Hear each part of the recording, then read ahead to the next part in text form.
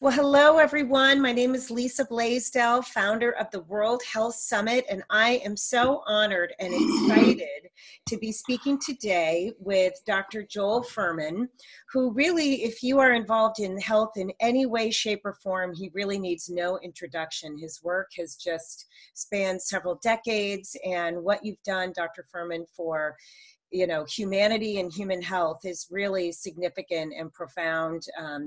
Multiple best-selling author, family physician, and a true advocate in this space. So I'm really thrilled to be speaking with you today. And thank you so much for taking a few minutes. And as you just mentioned, you're going to be on PBS tonight. So you're a busy guy, and I will get right to it. I know for those of people who may not know who you are, how did this all start for you? Where did the passion and the dedication around health originally come from? Well, I think I originally developed the interest in my family when I was younger growing up because my father was overweight and very sickly. And when he started to read about health and nutrition and change his own diet, he lost weight and got healthier, and I saw that transformation. And I read the books with him. And I read articles, and I tried to study that with him to help him. And at that point, I was a teenager, and I was engrossed in I was on the world figure skating team. I was, an athlete, and trying to get my own stamina and performance best and not get sick. Yes. And so I started eating healthy when I was fairly young. That's so cool. The more you learned, the more I felt, this passion for maybe I should become a physician and go to medical school and be a doctor specializing in nutrition. So when I decided to do that, after my skating career ended, I specifically went to medical school with the intention of becoming a physician specializing in nutrition right from the very beginning. And I've developed that career over the last 3 decades. Amazing. And then you get more and more excited and passionate as you see thousands of people transform their lives and make miraculous recoveries and see so much needless, tragic suffering around you that's happening because people don't realize the tentacles of fast foods, processed foods, and what the American diet style does to create ill health and how it destroys their intelligence. It makes them depressed. It causes mental illness. It causes cancer. You lay defective genes onto future generations. Now you have children with autism and childhood cancers and learning disabilities and birth defects through the bad foods you ate.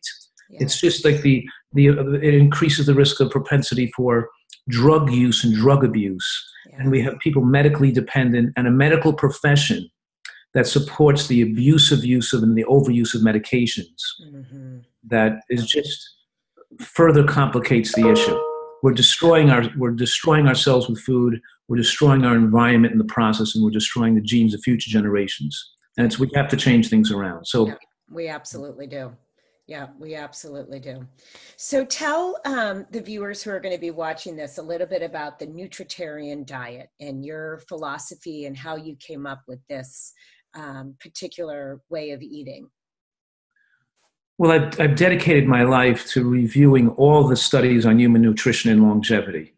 I'm reading, 30, 40,000 studies and all culling out the ones with the most credence, the ones that have hard endpoints, go for the longest periods of time, go for the largest numbers of people. It's studying all the time, making sure there's nothing that's not being reviewed with a careful and critical eye. And when you do that, you find that the evidence is overwhelming. It can't be denied. Yeah. That these diseases, and here's what I'm saying, can't be denied. That you don't have to have a heart attack. You don't have to have a stroke. You don't have to get demented. And we can win the war on cancer right now. We could wipe out more than 90% of breast cancers, prostate cancers, colon cancers, colorectal cancers. In other words, what I'm saying is that nutritional science has made such incredible advances, come up with such proof as to establish these diseases as being caused by nutritional ignorance. Yeah. And we don't need more medical care. We need 90% less medical care. Yeah. We need people to become nutritional experts and understand nutritional science. And it should be reading, writing, and arithmetic in grade school and nutritional science. And we should wipe out these healthcare issues that are plaguing Americans. And every American and every person in the modern world should learn this information and protect themselves against disease and reach out to help others. Because you don't have to have heart disease.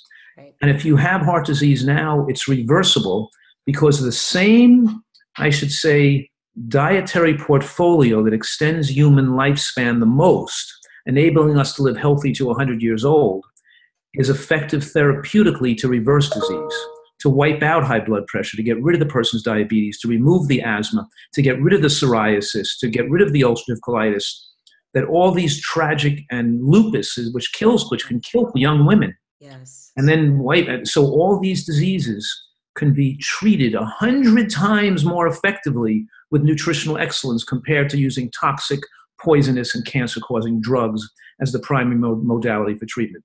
So the medical profession, to a degree, complicates and enables the ill health of the population by giving people prescriptions that make them think they're okay. Yes. Because now their blood pressure looks good. Right. And their blood cholesterol looks good, and they're feeling better maybe a little bit, but they're taking substances that are toxic, that increase the risk of cancer, yes, and allow the disease to progress, and give people the intellectual and emotional support to keep eating the same diet that caused the problem to begin with. So the inevitable consequences of the disease continues to advance. Right. And they need more drugs and more drugs. They don't change. They don't change. You know, they won't change it. So it's complete insanity, and we have to change the insanity. Ah, gosh, I love everything you say. And I didn't even answer your question. No, it's okay. Because you asked me, I think you asked me what's a nutritarian diet, and I just gave the overview of what it can do, and I didn't even tell you what it is, but that's okay. We can, you know. No. Okay, so tell us what it is. Tell us what it is. Well, there's a lot of things we could talk about to understand it properly, but the basic principle is that the only thing proven to radically extend lifespan of all species of animals, including primates and humans, which are primates, is moderate caloric restriction in a nutritional environment of high micronutrient exposure. So we're talking about micronutrient excellence without consuming too many calories. Micronutrient excellence without consuming too many calories. Okay. And we also need to comprehensively consume all the nutrients humans need in the right amounts, not too much. We can over supplement with nutrients at a level that could be too high to have an ill effect. And people also consume carcinogenic and toxic substances, especially in forms of vitamin pills from the excess folic acid and vitamin A they're taking in vitamins, which increase the risk of breast cancer and prostate cancer. Right.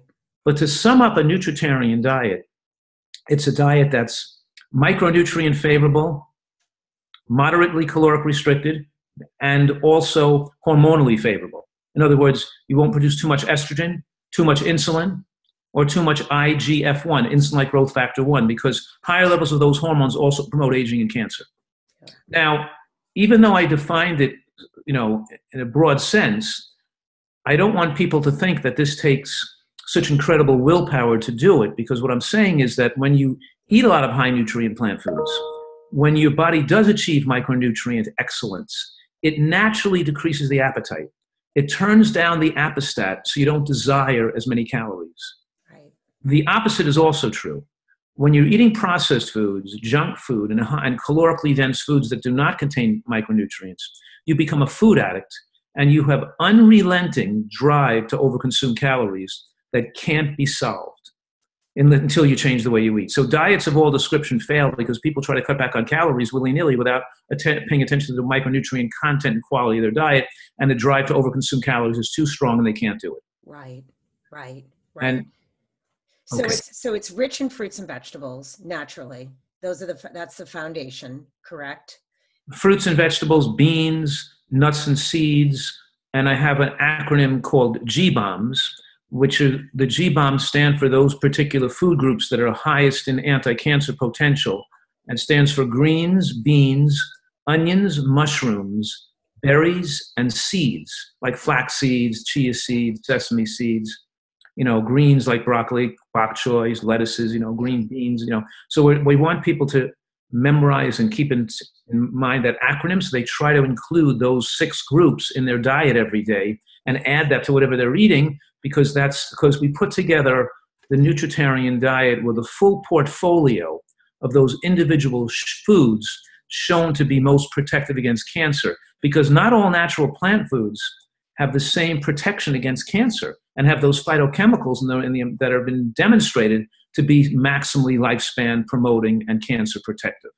Okay, so these are the bombs. These are the big ones That I want people to be aware of, to try to remember to consume those every day.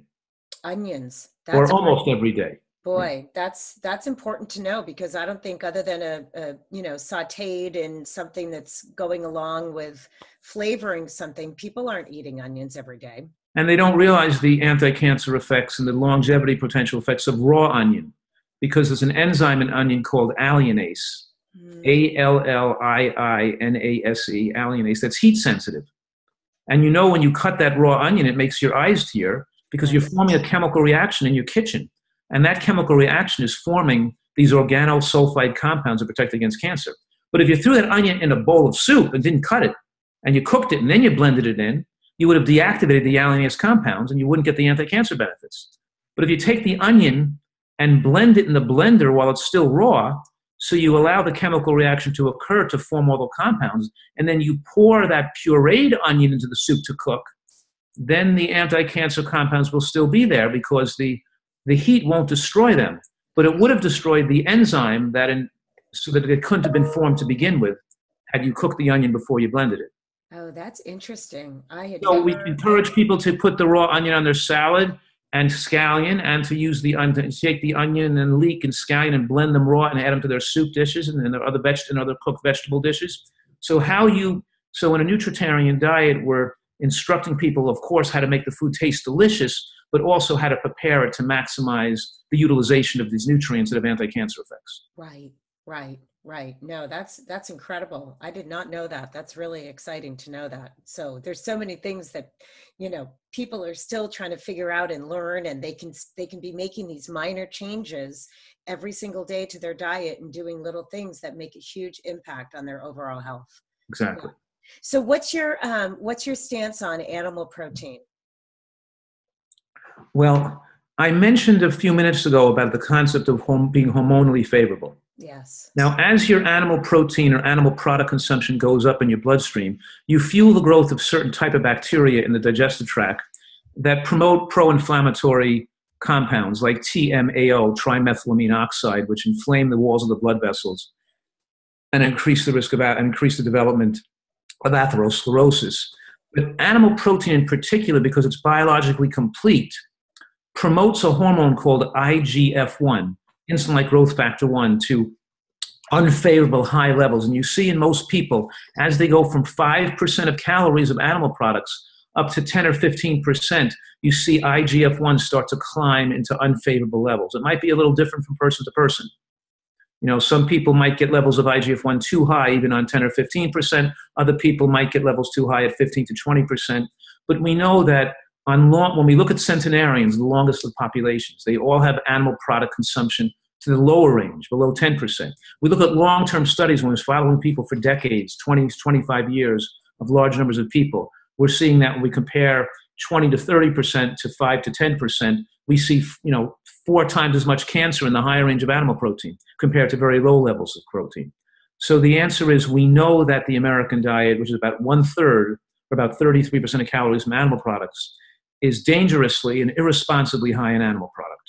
That if people choose to continue to use animal products, they should be using it as a condiment, and it shouldn't be more than 10% of calories, but ideally below 5% of total calories. It's between 0 and 5% where we maximize disease reversal, and we seem to think the maximal effect on longevity is going to occur. Because then IGF-1 is most favorable for most people. That is so interesting. Well, and especially as you're talking about hormonally favorable, that even if people are consuming some animal protein, most people in the country are not consuming organic, GMO-free animal proteins. So that makes it even worse, I assume. It probably does. But I think that's a myth going around our country now, where people think that all these studies that show the dangers of animal protein are because they're studying commercially farm-raised animal products and not natural grass-fed and wild animal products, which is incorrect. That's not true. The studies done on the longevity and cancer promotion and heart disease promoting effect of animal products are done in countries that still eat grass-fed animal products and grass-fed beef, like Brazil, Paraguay, and Australia. So it's not true that you're going to not see the dangers when you have more naturally raised animal products, we still see those same dangers there, even on the naturally raised animal products, because of the excess exposure to high biological protein, which still raises IGF-1 and creates the bacteria, fuels the growth of the unfavorable bacteria in the gut, and other reasons as well. So it's not good enough to just say I'm going to eat grass-fed or naturally raised animal products. True, frogs and salamanders and snakes and worms and probably healthier for sure. And natural small animals are healthier too, but it still should be a very small part of the diet, because animal products do not contain phytochemicals and fibers and antioxidants. And we're talking about micronutrient excellence, which only can be achieved by a high level of colorful plant food in the diet anyway. Yeah, yeah. Absolutely. Absolutely. No, that's really great. That is excellent insight. So give me an example of a patient, a client, someone who's read your book that has given you feedback on the changes that have occurred in their health. I know you have thousands and thousands, but maybe just an example of someone who has something that they're struggling with, that as a result of adopting the nutritarian lifestyle, really becoming plant-based and getting rid of the processed foods, etc., have really been able to turn around their health. Well, I've been doing this for 30 years. And through my shows on public television, my work's been exposed to millions of people and hundreds of thousands. I've sold millions of books. I have 6 New York Times best-selling books. There are hundreds of thousands of people from PBS that have bought my 3-book, 8 DVD packages. So I've got thousands of these cases, thousands. People with bleeding ulcerative colitis who then developed cancer from the result of the drugs they were using to them colitis, who switched over to my program and got rid of their cancer and got rid of their ulcerative colitis at the same time. People who went to their doctor with who their foot needed to be amputated because of infected feet, and they're going to cut a leg off, and it says to the doctor, "I beg you, isn't there any way I could save my leg?" And they put him on my program, and he gets rid of his diabetes, and his goes back to the blood flow gets back to his feet again, and he saves his leg. It doesn't have to have his leg amputated. We're talking about people who are almost on their deathbed, who were sent home after angioplasty and bypass surgery with their heart reclogged up again. They can't do anything about it now. Who then come on the program, drop 150 pounds the first year, and who are off all medications, and their hearts are now opened up. A nutritarian diet, nutritional excellence, does what medical care cannot do. Yeah. And it's allowed people to save their lives from the most horrible human tragedies. And so many of these healthcare crises arise because of the medical care given to begin with. So it's not. And what I'm saying right now is that if people knew that the calcium channel blockers and the blood pressure medications double the risk of breast cancer, if they knew the statin drugs caused the diabetes and then increased the risk of death, if they started to know that the autoimmune drugs really caused cancer down the road, if they really knew how dangerous these drugs were and how the blood pressure medications increased risk of atrial fibrillation and many more millions of people might choose to adopt a diet of excellence to get better. And if they knew how effective this could be, 100 times more effective than using drugs for these conditions. So I can go on with studies, with case histories all day long about people who've changed their life around. Yeah, you really could. I have a lady who's it's incredible. 19 years into doing this, who had metastatic ovarian cancer into her lungs. They removed 4 liters of fluids from her lungs and given 4 months to live. And now it's 19 years later. She has no cancer and she's all well again. That could have never happened had she not adopted the program. Goosebumps. Yeah. I have goosebumps.